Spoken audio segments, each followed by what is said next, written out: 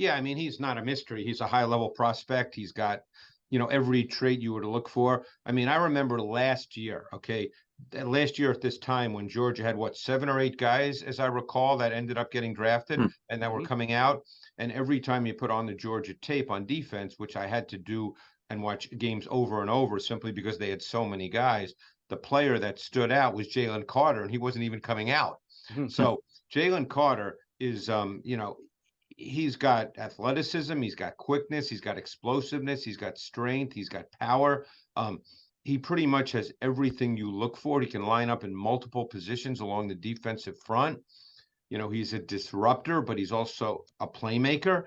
Um, he has plays every year. We've seen the last 2 years that are just special plays where he literally just physically manhandles offensive linemen. Um, he's got that explosive element to his game. He's got range. He's got closing burst. He can play in one gap fronts. He can play in two gap fronts. He's a pretty complete prospect as a defensive lineman. Again, none of us know how all this will play out. Adam, you know that certainly better than I, but there's really not a lot that's missing in his game from a tape study perspective.